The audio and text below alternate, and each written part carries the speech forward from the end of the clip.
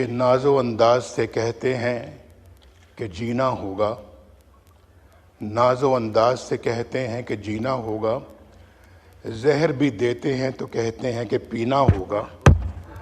जब मैं पीता हूँ तो कहते हैं कि मरता भी नहीं, और जब मैं मरता हूँ तो कहते हैं कि जीना होगा। पाकिस्तान के आज़ाद अदलिया को हुकूमत नुमाइंदगान ने तनकीद का निशाना बनाया है। इतनी तनकीद कभी हिस्ट्री में इन लोगों ने इंडिया, मोदी और कलभूषण यादव पे नहीं की, जिन्होंने अपने आज आज़ाद अदलिया पे की है। जनाब स्पीकर, मैं मियाँ साहब को एक चीज़ रिमाइंड कराऊंगा।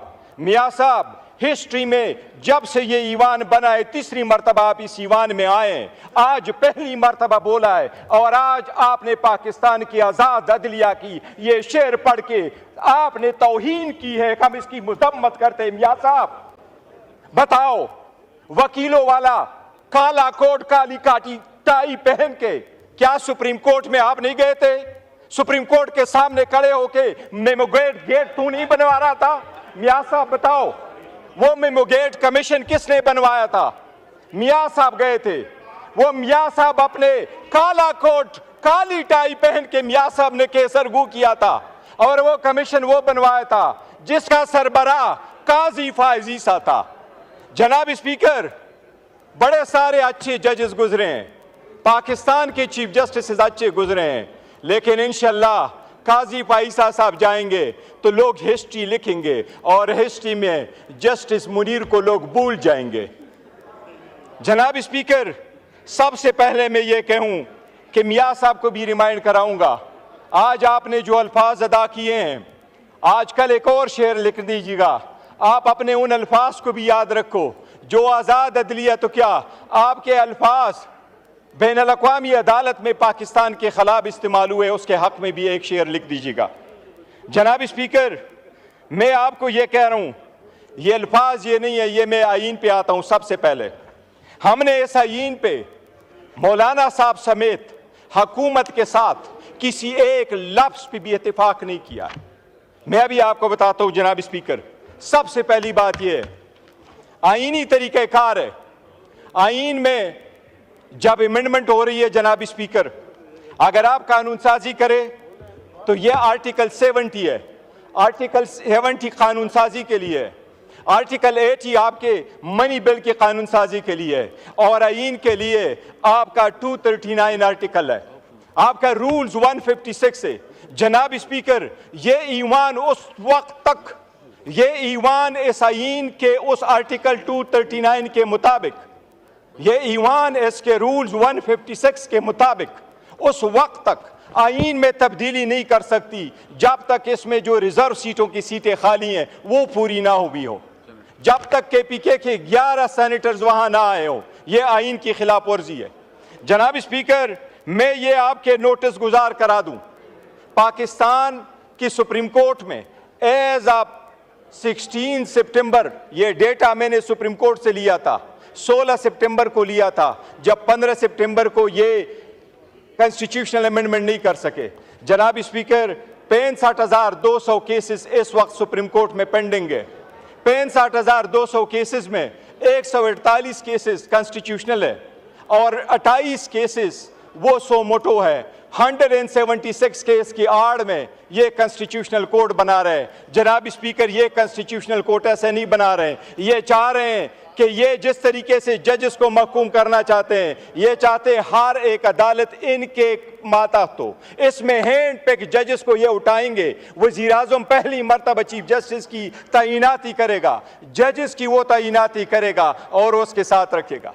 जनाब स्पीकर, एक चीज़ रिकॉर्ड पे लाऊं, आपने कमेटी बनाई, इस ईवान की कमेटी में हर पॉलिटिकल पार्टी का नुमाइंदा शामिल था। आपने वो ईवान की कमेटी जब बनाई थी, उससे सबसे पहले ये तजवीज़ उमर अयूब खान साहब की थी, उसमें पार्लियामेंटेरियन का जिक्र था। जनाब स्पीकर, 10 प्रोसीडिंग्स हुई है। आपको सिर्फ ये मैं रिकॉर्ड बताता हूँ, आप देख लीजिएगा। ये कानून साजी होते हुए सिर्फ ये नहीं है कि आईन की खिलाफ वर्जी हो रही है, इस ईवान को मिसलीड किया गया। मैं शाह साहब का भी रिमाइंड कराऊंगा, शाह साहब खुर्शीद शाह साहब मर थे, उसके साथ भी धोखा हुआ है। आपने उसका नोटिस लेना है। जब कमेटी बनी, खुर्शीद शाह साहब चेयरमैन हुए, तो मैंने मुखातिब करके खुर्शीद शाह साहब को कहा, मैंने कहा शाह साहब बड़ी जिम्मेदारी है, ये जिम्मेदारी निभा पाओगे? शाह साहब ने जवाब नहीं दिया था। जनाब स्पीकर, ये जब कमेटी में हम आए, सबसे पहला ड्रॉप इनकी खुर्शीद शाह साहब की जो कमेटी थी, जिस तरह रोयत हिलाल कमेटी को कभी चांद नजर नहीं आता, खुर्शीद शाह की कमेटी को कभी मुसव्विदा नजर नहीं आता। ये तो अच्छा हुआ मौलाना पापुल ज़ैते कि उसने लीक करवाया। जनाब स्पीकर, ये पहला ड्राफ्ट जब लीक हुआ, मैंने वजीर कानून साहब को कहा आपका ड्राफ्ट लीक हुआ है, क्या ये आपका ड्राफ्ट है? उसने एडमिट नहीं किया। सबसे पहला ड्राफ्ट रिकॉर्ड के मुताबिक जनाब स्पीकर 17 तारीख को हमारे पास आया, 56 आर्टिकल पे मुश्तमिल। आखिरी ड्राफ्ट ये आपके मेरे साथ हाथ में जनाब स्पीकर, ये वो ड्राफ्ट है जो मैंने अपने आमिर डोगर से नहीं लिया। ये वो ड्राफ्ट है जो मैंने पुलेन साहब को बुलाया, मैंने पुलेन साहब से कहा आप मुझे अपना ड्राफ्ट दे दे। वो कौन सा ड्राफ्ट है? ये वो ड्राफ्ट है जो खुर्शीद शाह साहब की कमेटी ने फाइनल किया।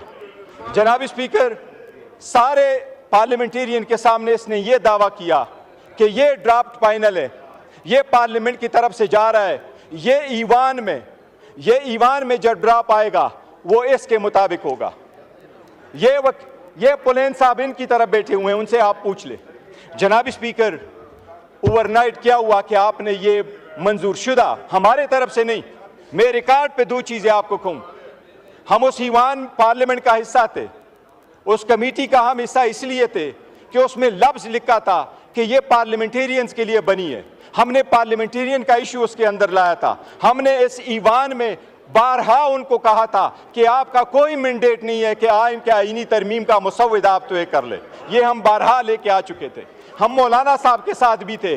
मैं रिकॉर्ड पे कहना चाहता हूं जनाब स्पीकर, हमने किसी के साथ इस ड्राफ्ट के एक लफ्ज पे भी इत्तेफाक नहीं किया था, बिकॉज हम समझते थे ये इलेजिटिमेट है, ये इसका प्रोसेस नहीं है।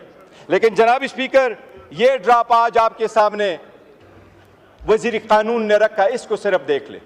ये जो खुर्शीद शाह साहब की कमेटी ने भेजा, इनको कमिट किया, ये फुलेन साहब सामने बैठे हैं कि हमको कहा इसमें से एक लफ्ज नहीं होगा, वो खुर्शीद शाह साहब बैठे हैं कि इसमें से कमी नहीं आएगी। अब मैं आपको ये बता रहा हूं जनाब स्पीकर, ये क्या कर रही है हुकूमत एक चॉकलेट की कोडिट करके अवाम को जहर दे रही है, अदलिया को तकसीम कर रही है, अदलिया को महकूम बना रही है। मैं अभी आपको बताता हूं, ये ड्राफ्ट मंजूर शुदा था।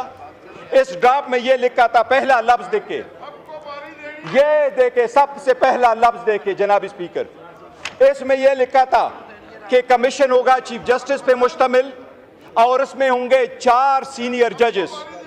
आपने इसको क्यों चेंज किया? यह हुकूमती ड्राफ्ट में क्यों चेंज आया? दूसरी बात, यह कमेटी आपने बनाई जिसमें से जजेस की अपॉइंटमेंट होना था, इनके अल्फाज में आपने तय्युर क्यों डाला, 230 क्यों डाला? आपने दूसरे लफ्ज इसमें लिखा जनाब स्पीकर, ये आपके सामने गोशगुजार कराता हूं, ये कमेटी के सीनियर जजेस को किसने चेंज किया? ये चौथा आपके सामने लेके आ जाता हूं जनाब स्पीकर, कमेटी ने कोई भी इस बात पे इत्तेफाक नहीं किया था, कमेटी में कोई भी आर्टिकल 202A नहीं था, कमेटी ने कोई अप्रूवल नहीं दी थी, कमेटी ने कभी नहीं कंसिडर किया। जजेस की अपॉइंटमेंट ये खुद करेंगे, चीफ जस्टिस का अपॉइंटमेंट भी ये वजीर आजम खुद करेगा। जनाब स्पीकर, ये अदलिया की आज़ादी के खिलाफ सबसे बड़ा कदगन है।